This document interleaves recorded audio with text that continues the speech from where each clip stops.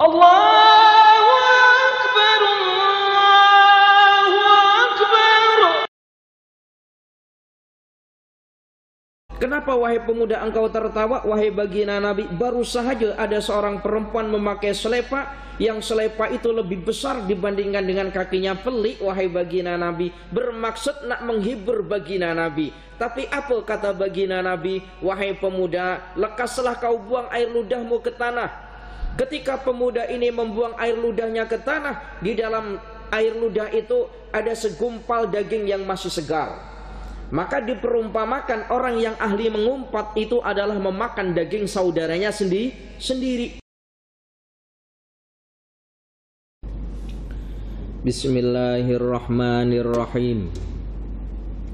Assalamualaikum warahmatullahi wabarakatuh.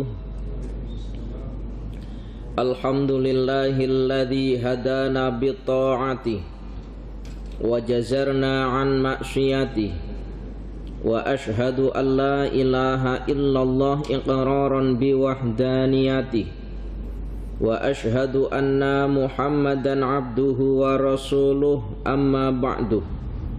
Hadirin jamaah muslimin wal muslimat rahimakumullah.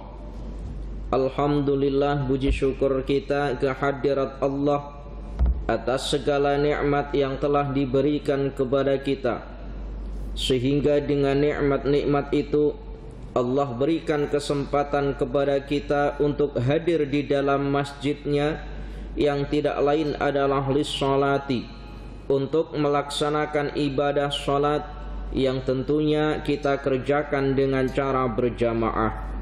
Semoga masjid yang sekarang kita duduk di dalamnya ini kelak di hadapan Allah akan menjadi salah satu saksi bahwa kita selama hidup di dunia termasuk golongan orang-orang yang soleh dan solehah. Allahumma amin, amin, amin ya rabbal alamin. Para jamaah yang dirahmati oleh Allah, melanjutkan bahasan kita pada pertemuan minggu yang lalu, yang mana diriwayatkan daripada Wahab bin Munabbih bahwa pernah baginda Nabi Muhammad sallallahu alaihi wasallam kedatangan seorang atau orang tua yang mana di tangannya ini memegang tongkat. Ketika orang tua ini sudah sampai di hadapan baginda Nabi pun bertanya, "Man anta, siapa kamu?" Maka orang tua ini pun menjawab, "Ana iblis, aku iblis." "Lima ji'ta, untuk apa kamu datang?" Maka menjawablah iblis, "Innallaha ta'ala amaroni an atika wa ajibaka an kulli ma tas'aluni." Ya Muhammad, sungguh aku telah diperintah oleh Allah untuk datang di hadapanmu, dan aku diperintah oleh Allah untuk menjawab semua soalan-soalan yang kau tanyakan kepadaku dengan jawaban yang jujur. Ketika baginda Nabi mendapati kesempatan yang demikian, baginda Nabi pun bertanya, "Ya mal'un, kam a'da'uka min ummati?" Wahai makhluk yang dilaknat oleh Allah, berapakah musuh-musuhmu di antara umatku? Maka iblis pun menjawab, qala khamsata asyara, 15 golongan. Siapakah 15 golongan itu? Kata iblis, awaluhum anta ya Muhammad. Yang pertama engkau ya Muhammad. Kemudian yang kedua, imamun adilun, pemimpin-pemimpin yang adil. Kemudian yang ketiga, ghaniyun mutawaddi'un, orang kaya yang tidak sombong atau orang kaya yang tawadhu. Kemudian yang keempat, tajirun shadikun, kata iblis. Yang keempat yang menjadi musuhku adalah orang yang berniaga yang mempunyai sifat jujur. Orang berniaga yang mempunyai sifat jujur. Pertama sampai yang keempat ini pada minggu-minggu yang lepas Ustaz sudah sampaikan panjang lebar keterangannya. Sementara yang kelima, siapa yang kelima? Yang kelima adalah alimun takhashu'a, orang yang alim, orang yang ahli ilmu, yang mengamalkan ilmunya. Makna yang lain alimun takhushu'a, dalam makna yang lain orang sholat yang mana orang ini dalam keadaan khusyuk ibadah sholatnya. Orang sholat khusyuk. Siapakah orang yang sholat atau siapakah orang yang disebut dengan khusyuk sholatnya? Maka mudahnya begini, orang yang sholatnya khusyuk itu yang macam mana? Orang yang jasadnya sholat, bukan hanya jasadnya sholat tetapi hatinya juga ikut sholat. Itulah yang dinamakan dengan sholat khusyuk. Kalau orang sholat hanya jasadnya saja yang sholat, badannya takbir Allahu Akbar, angkat tangan, ruku dan seterusnya, tetapi hatinya ingat atau keluar daripada sholat ingat perkara-perkara yang lain, maka tidak dinamakan dengan sholat yang khusyuk. Para jamaah yang dirahmati oleh Allah, terkadang iblis ini pandai. Pandai bagaimana? Iblis ini kalau semisal tidak boleh menyesatkan manusia ke dalam jalan kenistaan atau jalan keburukan, iblis itu akan mencoba pada jalan kebaikan. Jalan kebaikan macam mana? Jadi iblis itu kalau tidak boleh menggoda kita dengan jalan keburukan, iblis akan menggoda kita dengan jalan kebaikan. Jalan kebaikan macam mana? Seolah-olah baik tapi pada hakikatnya menjerumuskan kita. Pernah Al-Habib Syekh Zainal Abidin, ketika beliau mengisi pengajian, beliau bercerita, dulu ada satu kitab yang menjelaskan begini. Dulu ada orang nak pergi ke masjid. Orang nak pergi ke masjid. Di tengah-tengah jalan hujan lebat, lalu orang ini jatuh atau kakinya kena batu jatuh, badan dan bajunya basah. Lalu orang ini balik lagi ke rumah. Sampai rumah ganti baju terus pergi lagi ke masjid. Di tengah-tengah jalan jatuh lagi, basah bajunya. Lalu balik lagi ke rumah ganti baju. Ketika dia ganti pakaian pergi lagi ke masjid, di tengah-tengah jalan jatuh lagi. Tetapi ketika jatuh yang nomor 3 itu, ada seseorang yang tolong angkat dia, selamatkan dia, diangkat. Lalu dihantarkan sampai pintu masjid orang ini. Lalu bertanyalah orang yang pergi ke masjid ini yang jatuh tadi, wahai Tuan, siapakah engkau yang telah menolongku dan engkau menghantarkan aku sampai pintu masjid? Tak payah dah kau tahu aku. Betul aku nak tahu siapa engkau. Aku adalah iblis, katanya. Bagaimana mungkin iblis boleh menghantarkan seseorang sampai pintu masjid? Wahai Tuan, ketika engkau pertama kali punya niat terus pergi ke masjid, hatiku sangat sedih karena engkau pergi ke masjid. Kemudian di tengah-tengah jalan engkau terjatuh, bajumu basah, badanmu basah, lalu kau pulang ke rumah. Aku gembira. Namun ternyata pulangmu ke rumah ganti baju lalu berangkat lagi ke masjid, tambah sedih lagi saya. Lalu jatuh lagi, balik lagi, gembira hati saya. Ternyata balik lagi ke masjid dan engkau jatuh lagi. Maka aku tidak biarkan engkau balik ke rumah. Kenapa? Sebab ganti bajumu yang pertama lalu kau tetap pergi ke masjid. Pada saat itu Allah telah mengampuni semua dosa-dosamu.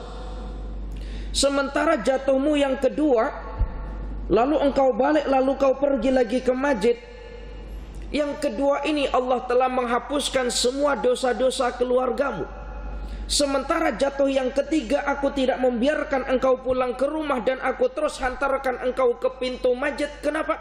Sebab andaikan engkau pulang ke rumah lalu ganti baju terus pergi ke masjid, maka yang ketiga itu Allah akan menghapuskan seluruh dosa-dosa orang kampungmu. Cukup kamu dan keluargamu saja yang Allah hapuskan dosanya, sementara orang kampungmu tetap menanggung daripada dosanya. Begitulah. Nampak molek menghantarkan orang sampai pintu masjid, tetapi hakikatnya macam mana?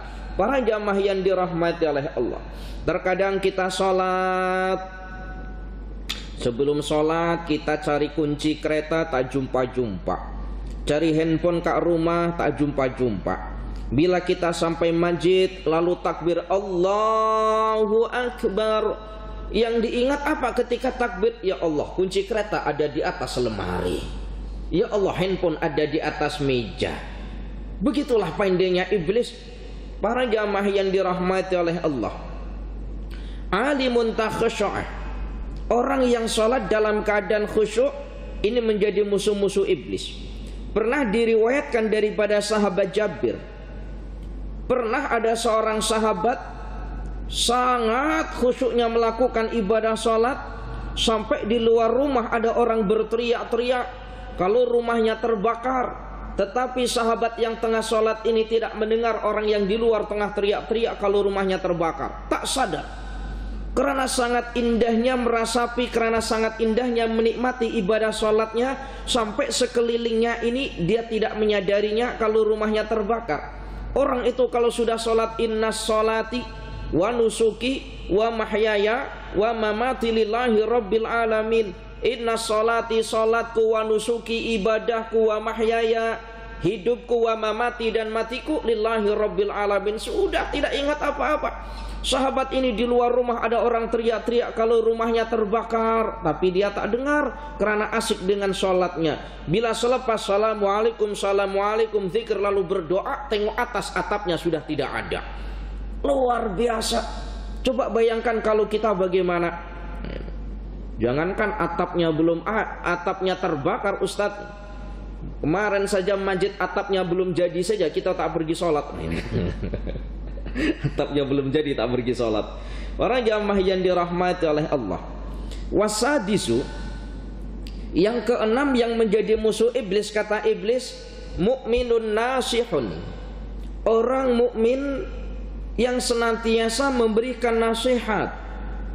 Ada satu hadis yang diriwayatkan oleh Ibnu Mas'ud radhiyallahu an, termasuk di antara dosa besar. Perhatikan ini molek-molek.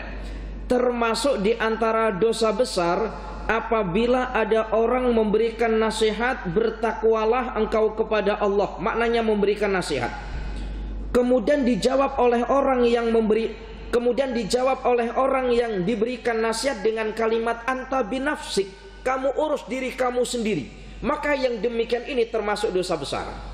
Ada orang diberi nasihat, Tuhan, ini perbuatan mungkarat, ini dilarang oleh Allah, ini haram hukumnya. Lalu orang yang diberikan nasihat, anta binafsik, kamu urus saja diri kamu sendiri. Hadza min jumlati, hadza min kibari dzunubi, hadza min akbari dzunubi. Ini termasuk di antara besar-besarnya dosa. Ya Allahu ya Karim. Kan seringkali kita memberikan nasihat, urus sajalah keluarga kamu, urus sajalah anak kamu. Para jamaah yang dirahmati oleh Allah, nasihat kepada nasihat oleh siapapun itu datangnya, kalau itu adalah merupakan kebaikan, dengarkan. Apakah itu terkeluar daripada anak kecil semisal atau siapapun, dengarkan. Kalau semisal nasihat itu harus bersumber daripada orang yang usianya sudah tua, maka sepatut ustadz ini yang duduk di bawah, jamaah yang tua ini duduk di tengah-tengah jamaah. Maka Imam Syafi'i dulu ketika usia 9 tahun, Imam Syafi'i ketika usia 9 tahun sudah alim, hafal Al-Quran, alim ilmu fiqhnya, alim ilmu tauhidnya, biasa mengajar di hadapan orang-orang tua, sebab tahu siapapun orang yang berilmu, siapapun orang yang berilmu dan ilmu yang terkeluar daripada lisannya wajib untuk kita dengarkan. Begitulah para jamaah yang dirahmati oleh Allah. Kemudian yang ketujuh, wasabi'u, yang ketujuh, mukminun rahimun, mukminun rahimul qalbi, orang mukmin yang mempunyai sifat belas kasihan. Orang mukmin yang mempunyai sifat apa? Belas kasihan. Belas kasihan kepada siapa? Bila dia tengok ada orang yang haus, tanpa pikir panjang dia berikan minuman. Ada orang yang tengah dalam keadaan kelaparan, tanpa fikir panjang dia pun beli makan, berikan kepada orang yang lapar ataupun orang yang belum makan tadi itu. Mukminun rahimul qalbi. Ustadz, kalau saya semisal tahu ada orang yang tidak mampu, umpama haus, umpama kelaparan, sementara saya tak boleh bantu dengan memberikan makan atau minuman, Sementara saya ini juga sama posisinya umpama mereka, bagaimana Ustadz? Maka setidaknya kita doakan bagaimana? Ya Allah, semoga Engkau berikan kemudahan urusannya. Kemudian jangan kemudian kita tengok, ternyata saya ada kawannya. Kawan macam mana? Sama-sama lapar. Nah ini, ternyata ada kawan sama-sama lapar, sama-sama haus. Para jamaah yang dirahmati oleh Allah, mukminun rahimul qalbi. Dan ini ya, insyaallah, mukminun rahimul qalbi, orang mukmin yang hatinya punya sifat belas kasihan. Jom kita tanamkan khasnya kepada anak-anak kita. Macam mana kalau kita tengok ada orang yang tidak berkemampuan, supaya anak kita itu terbiasa membantu orang lain. Kita sebagai orang tua nak membantu orang yang kita tengok, semisal kita punya anak, kita berikan kepada anak untuk diberikan kepada orang yang tidak berkemampuan. Melatih anak kita untuk berbuat baik. Di masjid semisal orang tuanya punya uang 1 ringgit, ajak anaknya untuk pergi ke masjid. Ada kotak semisal, ada tabung.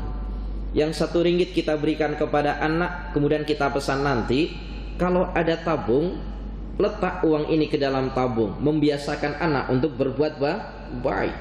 Kalau tidak demikian, maka mungkin anak kita tidak terbiasa. Para jamaah yang dirahmati oleh Allah, minta maaf untuk yang anak-anak dibawa ke masjid, tolong.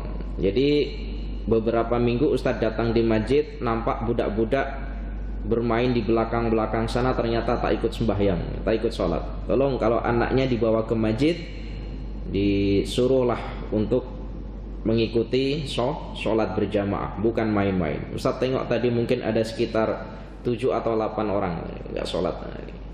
Para jamaah yang dirahmati oleh Allah. Wasaminu, yang ke-8, yang menjadi musuh iblis, kata iblis, taibun sabitun ala taubatihi, orang yang bertaubat, yang menetapi taubatnya. Maknanya bagaimana orang yang bertaubat menetapi taubatnya? Sekali dia berbuat maksiat, lalu dia menyesal, bertaubat, berjanji tidak akan pernah mengulangi. Inilah yang dinamakan dengan taibun sabitun ala taubati, menetapi taubat. Terkadang kebanyakan di antara kita betul melakukan taubat, tapi taubatnya ini merek sambal. Apa taubatnya merek sambal ini? Orang kalau makan, lalu di dalam nasi itu ada sambalnya, mulutnya pedas, perutnya sakit, mulutnya panas, perutnya sakit. Mungkin pada saat itu ia berkata, aku janji doh, esok lagi tak nak makan sambal. Tapi 2-3 hari berikutnya mulutnya sudah tidak lagi panas, perutnya sudah tidak lagi sakit. Makan, yang pertama kali ditanya, mana ini sambal? Nah ini maknanya taubat sambal, taubat merek sambal. Nah ini kan betul, kalau kita makan sambal, lisan kita panas, perut kita sakit, esok lagi dah tak nak dah makan sambal, taubat saya. Tapi 2-3 hari perut kita sudah tidak lagi sakit, makan, yang pertama ditanya istri, mana ini sambal tak ada. Nah ini berarti taubatnya taubat merek sambal. Ya Allah ya Karim. Para jamaah yang dirahmati oleh Allah, apakah taubat itu hanya cukup dengan beristighfar kepada Allah? Apakah taubat itu hanya cukup dengan memohon ampunan kepada Allah dengan sholat taubat? Jawabnya, Imam Al-Ghazali di dalam kitab Minhajul Abidin membagi perihal tentang dosa, yang mana setiap dosa ini berbeda-beda cara mentaubatinya. Imam Al-Ghazali mengatakan ada 3 jenis dosa. Yang pertama adalah dosa yang berhubungan dengan Allah. Yang pertama adalah dosa yang berhubungan dengan hakullah, dengan hak Allah, atau biasa disebut dengan dosa disebabkan karena meninggalkan perkara yang wajib. Jadi meninggalkan hakullah atau meninggalkan perkara yang wajib. Seperti apa meninggalkan perkara yang wajib? Meninggalkan sholat, meninggalkan puasa, meninggalkan zakat. Lalu bagaimana cara mentaubatinya? Orang meninggalkan sholat, tak melaksanakan sholat umpamanya. Bagaimana cara mentaubatinya? Apakah cukup dengan istighfar? Tidak cukup. Apakah cukup dengan sholat taubat? Tidak cukup. Lalu bagaimana cara mentaubatinya? Cara mentaubatinya adalah biqadaiha, kata Imam Al-Ghazali, dengan mengqadainya.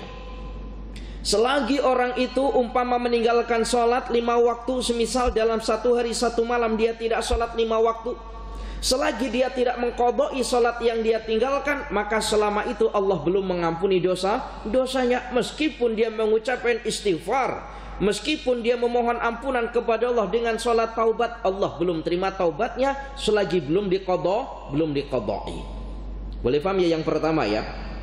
Yang kedua, dosa disebabkan karena melakukan perkara yang oleh Allah haramkan.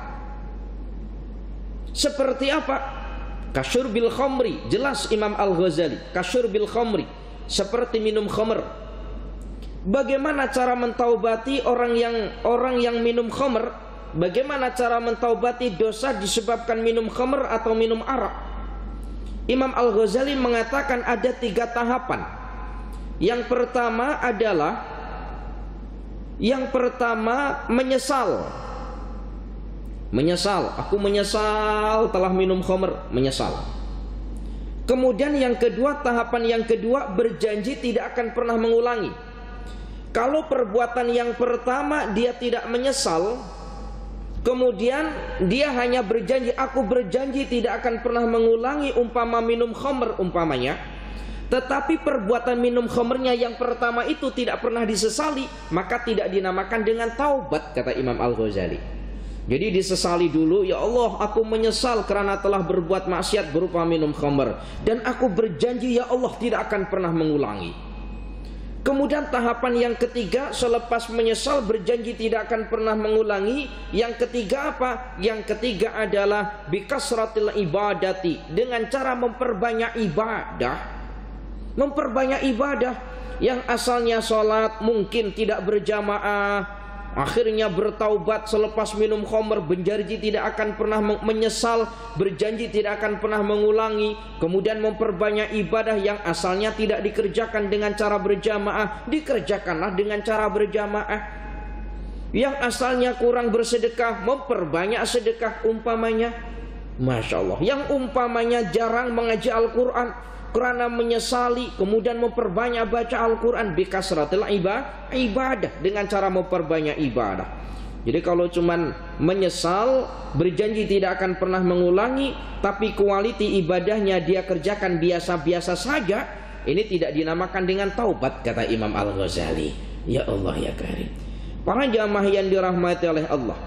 Kemudian dosa yang ketiga, kata Imam Al-Ghazali, jenis dosa yang ketiga adalah dosa yang berhubungan dengan hakul adami, dosa yang berhubungan dengan manusia, sesama manusia. Wa hadza ashkalu wa ashabu. Ingat sekali Ustadz kalimatnya, hadza ashkalu wa ashabu. Dosa yang nomor 3 ini, kata Imam Al-Ghazali, berat untuk ditaubati, lebih berat dibandingkan dengan dosa yang pertama dan dosa yang kedua. Seperti apa dosa yang berhubungan manusia dengan manusia? Seperti apa? Seperti halnya mengumpat, kata Imam Al-Ghazali. Mengumpat, membicarakan keburukan orang lain, mengumpat. Dosanya ini berat untuk ditaubati. Perhatikan ini kalimatnya, berat untuk ditaubati, bukan besar dosanya dibandingkan dengan meninggalkan sholat. Perhatikan yang mulai-mulai ya. Ustadz terangkan dosanya berat untuk ditaubati, bukan lebih besar dibandingkan dengan meninggalkan sholat. Kalau dosa meninggalkan sholat, para jamaah yang dirahmati oleh Allah, Syekh Zainuddin Al-Malibari beliau dalam kitabnya mengatakan, dosa meninggalkan sholat itu andaikan bumi dan seisinya ini ditimbang, lalu dengan dosa meninggalkan sholat itu lebih berat dosa meninggalkan sholat. Sampai dikatakan man tarakas sholata muta'ammidan faqad kafara. Sesiapa yang meninggalkan sholat dengan cara sengaja, maka sungguh ia telah dihukumi sebagai orang kafir. Ada dalam kitab Irsyadul Ibad yang ditulis oleh Syekh Zainuddin Al-Malibari. Ustadz tidak mengatakan dosanya lebih berat, tidak, tetapi Ustadz katakan dosanya ditaubati lebih berat dibandingkan dengan yang pertama dan yang kedua. Lebih sulit ditaubati. Bagaimana cara mentaubati orang yang berbuat maksiat, manusia yang hubungannya manusia dengan manusia? Bagaimana cara mentaubatinya? Cara mentaubatinya kata Imam Al-Ghazali umpama tadi itu menghibah, mengumpat, meminta maaf secara langsung. Tak cukup dengan handphone, tak cukup dengan mesej, terus langsung tatap muka ke muka minta maaf. Kalau semisal kita tidak tahu orangnya duduk ke mana, macam mana Ustadz, mungkin orangnya sudah mati atau macam mana, kita pun tak tahu. Kata Imam Al-Ghazali, kalau kita tidak tahu keberadaan orang tersebut, bukan berarti kemudian kita selesai, bukan. Ada tahapannya. Apa? Perbanyak melakukan sedekah yang pahalanya kita niatkan untuk orang yang kita umpat atau kita bicarakan keburukannya. Ya Allah, aku bersedekah ini ya Allah, pahalanya ya Allah Engkau limpahkan kepada orang yang pernah aku buat salah ya Allah. Kalau semisal bersedekah tak mampu, bagaimana? Karena miskin, sudah miskin ahli mengumpat. Walah, parah ini. Miskin ahli mengumpat. Bagaimana? Kata Imam Al-Ghazali, memperbanyak amal soleh di dunia dengan harapan nanti di akhirat kelak orang yang diumpat itu boleh memberikan maaf kepadanya. Kalau ternyata di akhirat orang yang diumpat itu tidak memberikan maaf, bagaimana? Maka sebagai gantinya adalah dosa yang dimiliki. Maka sebagai gantinya adalah pahala atau amal soleh yang dikerjakan oleh orang yang mengumpat itu akan diberikan kepada orang yang diumpat. Kalau amal soleh itu tidak ada yang diberikan, bagaimana Ustadz? Ahli maksiat, miskin, ahli mengumpat. Wah, lengkap sudah penderitaannya. Nah ini, miskin, ahli maksiat, miskin, ahli mengumpat. Bagaimana? Maka sebagai gantinya adalah dosa yang dimiliki oleh orang yang diumpat akan diberikan kepada orang yang mengumpat. Para jamaah yang dirahmati oleh Allah, pernah begini, pernah ada satu pertanyaan begini. Ingat sekali saya, ada seorang tok guru ditanya, tok guru, ada orang kaya, ada orang kaya yang mana orang kaya ini ahli mengumpat. Ada orang kaya ini ahli mengumpat. Tetapi dia juga ahli berbuat kebaikan berupa sedekah dengan hartanya. Itu bagaimana? Ada orang ahli mengumpat tetapi dia juga ahli bersedekah. Itu bagaimana? Apakah sedekahnya itu diterima oleh Allah atau tidak? Maka perihal tentang maksiat dengan amal soleh itu sesuatu yang berbeda. Maksiat, amal soleh. Kalau dia bermaksiat, Allah berikan dosa kepadanya. Orang yang beramal soleh, Allah berikan pahala kepadanya. Lalu bagaimana orang yang bermaksiat tetapi di sisi yang lain dia ini seringkali atau ahli dalam beramal soleh, bagaimana? Maka dijawab oleh Tok Guru begini, demikian itu semoga amal ibadah solehnya itu boleh menutupi daripada daripada amal keburukannya. Yang demikian itu amal baiknya semoga boleh menutupi amal keburukannya. Boleh paham ya kalimat ini ya? Coba bayangkan kalau semisal ada orang yang tidak pernah beramal soleh, yang hanya kerjanya bermaksiat saja, lalu bagaimana pertanggungjawabannya di akhirat? Jadi ada orang berbuat baik, kemudian orang ini juga berbuat maksiat, harap-harap perbuatan baik ini boleh menutupi perbuatan maksiat atau perbuatan keburukannya. Para jamaah yang dirahmati oleh Allah, maka imbangi para jamaah. Kalau kita ini ahli maksiat umpamanya, kita ini seringkali melakukan dosa umpamanya, maka imbangi dengan perbuatan kebaikan dengan harap-harap ya Allah, semoga nanti di akhirat kelak ya Allah, apa yang aku kerjakan, maksiat yang aku kerjakan di dunia ini ya Allah, boleh Engkau tutupi dengan amal kebaikan. Begitulah para jamaah yang dirahmati oleh Allah. Maka perihal tentang mengumpat itu Masya Allah, Syekh Zainuddin Al-Malibari dalam kitabnya beliau membahas panjang lebar pasal bab menerangkan tentang ghibah, mengumpat. Pernah ada seorang pemuda, yang pemuda ini berjalan di samping baginda Nabi. Lalu pemuda ini tiba-tiba tertawa. Lalu ditanya oleh baginda Nabi, "Wahai pemuda, kenapa engkau tertawa?" "Wahai baginda Nabi, baru saja ada seorang perempuan yang memakai selepa, yang selepanya itu lebih besar dibandingkan dengan kakinya." Pelik wahai baginda Nabi. Agak-agak kalau ini kejadian kepada kita, kita tertawa tak? Ada orang pakai selepa, selepanya itu besar kayak gitu. Tengok, wah pelik doh nih ini. Oh, sekarang bukan hanya setakat kita kita tertawa. Kita tertawa, ambil gambar, letak dalam Facebook, ditertawakan oleh orang ramai. Maknanya bagaimana? Kita mengajak kepada orang untuk mengumpat. Ini caranya beda. Nah ini, Masya Allah. Para jamaah yang dirahmati oleh Allah, kenapa wahai pemuda engkau tertawa? Wahai baginda Nabi, baru saja ada seorang perempuan memakai selepa, yang selepa itu lebih besar dibandingkan dengan kakinya. Pelik wahai baginda Nabi. Bermaksud nak menghibur baginda Nabi. Tapi apa kata baginda Nabi? "Wahai pemuda, lekaslah kau buang air ludahmu ke tanah." Ketika pemuda ini membuang air ludahnya ke tanah, di dalam air ludah itu ada segumpal daging yang masih segar. Maka diperumpamakan orang yang ahli mengumpat itu adalah memakan daging saudaranya sendiri. Begitulah. Bahkan ada satu hadis yang sangat tegas dikatakan, orang yang ahli mengumpat, orang yang biasa mengumpat, andaikan air ludahnya itu dibuang di tengah-tengah lautan, maka niscaya hewan dan tumbuhan yang ada di lautan akan mati. Mati karena apa? Mati karena busuknya air ludahnya orang yang ahli mengumpat. Para jamaah yang dirahmati oleh Allah. Kemudian wattasi'u, yang kesembilan yang menjadi musuh iblis siapa? Mutawarri'un anil harami, orang yang senantiasa menjaga daripada perkara-perkara yang haram. Mutawarri'un anil harami, orang yang senantiasa menjaga daripada perkara-perkara yang haram. Kalau kita membahas perihal tentang warok, biasanya dalam ilmu tasawuf itu akan disambung dengan membahas bab zuhud. Warok, zuhud itu satu paket. Apa sih perbedaan antara warok dengan zuhud?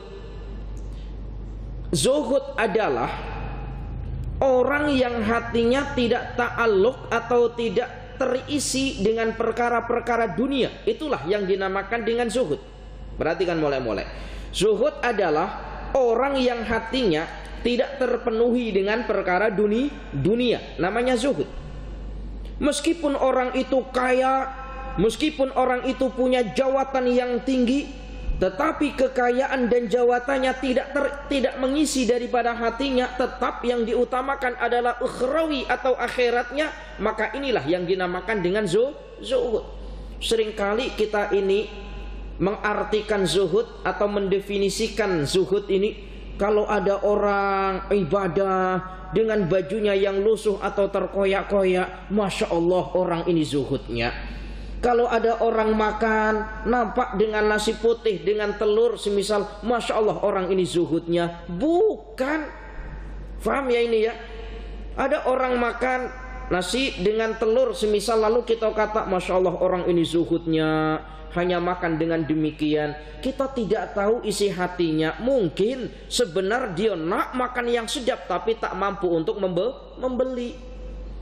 Tengok ada orang ibadah, sholat, pakaiannya terkoyak-koyak, Masya Allah orang ini hebatnya zuhudnya semisal. Bukan semacam itu. Buat apa dia memakai yang demikian tetapi di dalam hatinya nak sangat memakai baju yang harganya mewah. Bukan itu yang namanya zuhud. Meskipun sholat dengan memakai baju mewahnya, makan dengan lauk lezatnya, tetapi semuanya itu tidak memenuhi isi hatinya, maka inilah yang dinamakan dengan zuhud. Ini pernah begini para jamaah. Biasanya kita ini kalau mendapati makanan yang sedap, atau kita dapat jemputan makanan yang sedap, dapat jemputan di satu majelis, di majelis itu ada makanan yang sedap, itu biasanya kita bagaimana? Tersenyum dengan mengucapkan Masya Allah, Alhamdulillah. Betul ya? Masya Allah, Alhamdulillah, Masya Allah. Maka ada satu kalimat begini, andaikan engkau setiap kali mendapati makanan yang sedap, lalu lisanmu mengucapkan kalimat zikir umpama Alhamdulillah, maka berusahalah untuk makan sedap-sedap tiap hari. Karena dengan demikian lisanmu akan terus berzikir kepada Allah. Boleh maksud kalimat ini? Masya Allah. Para jamaah yang dirahmati oleh Allah, mutawari'un anil haram. Kemudian yang kedua ada yang namanya dengan warok. Siapakah orang yang dinamakan dengan warok? Zuhud tadi sudah. Siapakah warok ini? Warok definisi dalam ilmu tasawuf adalah orang yang meninggalkan perkara-perkara yang syubhat. Bukan hanya setakat meninggalkan perkara yang haram, tetapi meninggalkan perkara yang syubhat. Syubhat itu bagaimana perkara yang belum jelas halal dan haramnya, itu dinamakan dengan syubhat. Apa syubhat itu? Perkara yang belum jelas halal haram. Para jamaah yang dirahmati oleh Allah, maka sebagai bentuk kehati-hatian itu begini. Di dalam kitab Arba'in An-Nawawiyah hadis 40 itu ada penjelasan begini. Apabila ada orang punya lembu, lalu lembu itu diikat lehernya dengan menggunakan tali, lalu tali itu diikat pada sebidang tanah yang dia miliki. Namun tali itu lebih panjang, artinya tali itu lebih panjang dibandingkan dengan tanahnya, maka lembu yang demikian ini sudah dihukumi syubhat. Perhatikan molek-molek. Jadi umpama begini, ada lembu, ada orang punya lembu, lembu ini diikat pada suatu tanah. Ada orang punya lembu, lalu lembu ini diikat pada satu tanah. Tanah ini milik orang yang punya lembu tadi itu. Tapi talinya ini lebih panjang dibandingkan dengan tanahnya, yang sangat memungkinkan lembu ini boleh memakan tanaman jirannya. Maka lembu ini sudah dihukumi sebagai syubhat. Paham ya ini ya? Masya Allah. Hati-hati yang demikian. Maka dalam urusan ibadah kurban, kalau Ustadz boleh sampaikan, kalau perihal tentang ibadah kurban, kalau boleh para jamaah, carilah lembu yang lembu itu dipelihara dekat kandang. Apa ya?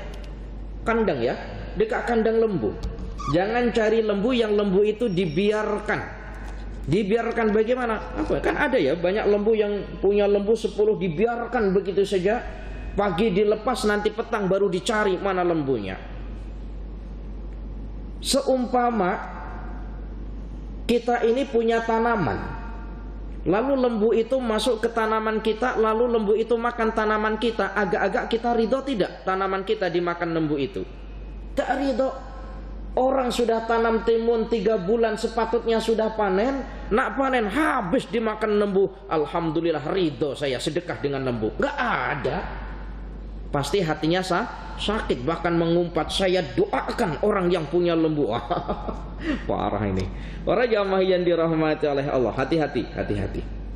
Karena ibadah kurban itu ibadah yang namanya ibadah. Maka kita cari yang semolek mungkin apa yang kita hendak buat kurban. Mutawari'un anil haram. Syubhat.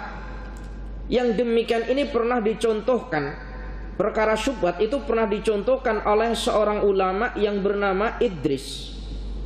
Idris ini seorang pemuda yang sangat warak sekali, sangat menjaga daripada perkara yang syubhat atau perkara yang haram. Satu ketika pemuda bernama Idris ini yang sangat waro ini jalan, di tengah-tengah perjalanan dia lapar. Nak makan tak ada makanan, nak beli makan tak ada uang. Akhirnya pemuda ini cari sungai, bermaksud nak minum sebanyak-banyaknya untuk mengisi perutnya. Ketika dia jumpa sungai, ternyata apa? Ada buah tukhfah, ada buah apel yang hanyut dekat sungai. Biasanya kalau orang lapar itu sudah tidak pikir panjang, mana makanan terus ambil. Biasanya kan semacam itu. Para jamaah yang dirahmati oleh Allah, ketika dia melihat buah tukhfah atau apel hanyut di sungai, terus dia ambil lalu dia makan lalu dia makan.